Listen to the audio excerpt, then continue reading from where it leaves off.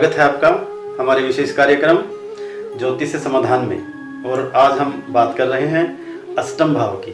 कुंडली में अष्टम भाव बड़ा इम्पोर्टेंट है। देखिए, अष्टम भाव मृत्यु, गहराई, कुआं, पाताल, शमशान, इन चीज़ों का है। मृत्यु स्थान तो है ही है। बात कर रहे थे हम कालपुरुष के हिसाब से अब हमारे भावों की, हमारे अंगों की। तो अष्टम भाव जो है हमारा गुदा रोग, बवासीर, मूत्र जो रोग हैं, इस तरह के जो रोग हैं, गुदा के रोग हैं, वो हम अष्टम भाव से देखते हैं। मृत्यु का कारण कौन सा रोग होगा वो भी हम अष्टम भाव से देखते हैं। तो आइए बात करते हैं, एक एक ग्रह को लेते हैं, सूर्य से बात करते हैं। अगर आपका संबंध लगन का या अष्टम भाव का षष्ठेश होकर के, अष्टमेश होकर के, लग्नेश होकर के, किसी भी प्रकार से अष्टम भाव से सूर्य का संबंध है तो सूर्य हमारा हृदय का कारक है, हार्ट का कारक है। यानी हार्ट फेलियर, हार्ट की बीमारियां, हड्डियां की बीमारियां, आंखों की रोशनी कमजोर होना, इस तरह के जो रोग हैं वो हमारी मृत्यु का कारण बनते हैं। चंद्रमा कफ शीत का कारक है। अगर हमारा चंद्रमा कहीं ना कहीं खराब अष्टम में है तो मनोरोग से, दिमागी बीमारी से, किसी तरह के कफ रोग बढ़ने से, दमा होने से, निमोनिया होने से, इस तरह के रोग बढ़ने से हमारी मृत्यु का कारण बनते हैं। मंगल जो है बवासीर या गुदा में बहुत ज़्यादा प्रॉब्लम हो जाना, या वहाँ की चीरफाड़ होना, ऑपरेशन होना किसी भी तरह का, और एक्सीडेंट, दुर्घटना में खून का बहना, ब्लड प्रेशर का बढ़ना, बीपी हाई होना, इस तरह की जो बीमारियां वो मंगल से होती हैं। बुध जो है वो त्रिदोष कारक है। त्रिदोष कारक माने कि 3 दोषों का कारक है, वात, पित्त, कफ, तीनों का कारक है वो।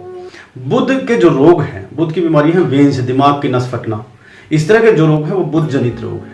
बृहस्पति शुगर की बीमारी है। हमारी शुगर ज़्यादा अगर होती है तो बृहस्पति का कहीं ना कहीं संबंध अष्टम भाव से रहता है। बृहस्पति के बाद शुक्र रहता है। शुक्र यानी धात की जितनी बीमारियां हैं, या जितनी हम कहते हैं कि जो एलर्जिक बीमारियां हैं, वो सारी शुक्र से, अष्टम भाव में अगर शुक्र हो तो।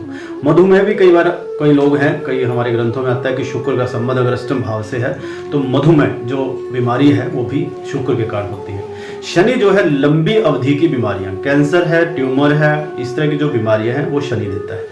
वात विकार जो है वो शनि देता है। राहु से जो रोग है, राहु से रोग होते हैं आकस्मिक, एकदम से अचानक आपका कुछ हो जाना, अचानक एकदम से बीमारी आ जाना, या दौरे पड़ना, इस तरह की जो बीमारियां हैं वो राहु से आती है। केतु जो है संक्रमण पैदा करता है, यानी एलर्जी पैदा करता है। एलर्जी यानी कि किसी भी तरह की विषाणु जनित एलर्जी है, यानी आपको कोई इस तरह कोई रोग हो गया, फ्लू हो गया, स्वाइन फ्लू हो गया, डेंगू हो गया, उसमें आपकी अगर मृत्यु होती है तो वो केतु उसका कारक होता है। तो दोस्तों ये थी 9 ग्रह से संबंधित बीमारियां। तो अभी बात करते हैं हम कि इन ग्रहों का उपचार कैसे हो। पहली बात आती है, सूर्य अगर आपका खराब है तो अष्टम भाव का मतलब है गहराई में, कुआं में, पाताल में कोई चीज पड़ी है तो उसको आप क्या करेंगे, सबसे पहले उसका जो स्टोन है, उसका नग है, वो आप गले में धारण कर लीजिए। सूर्य का यानी माणिक आप गले में धारण कीजिए। लाल रंग के फूलों के पौधे घर में लगाइए। सूर्य का जो तांबे का सूर्य लेकर के वो अपने प्रवेश द्वार पर लगाइए। और सूर्य का सबसे बढ़िया जो है कि आप जो है हरिवंश पुराण का पाठ करिए, और सिंदूर डाल करके पानी में वो जल सूर्य को अर्पित कीजिए। आदित्य हृदय स्तोत्र का पाठ कीजिए। चंद्रमा अगर आपको खराब कर रहा है, आपको निमोनिया है, दमा है, श्वास रोग है, ठंड के रोग हैं, शीत ज्वर है, इस तरह की जो बीमारी अगर आपको है, चंद्रमा अष्टम भाव में है, तो सबसे पहले क्या कीजिए, चंद्रमा का मोती आप गले में धारण कर लीजिए। मोती धारण करने के बाद अपनी माँ की सेवा करिए।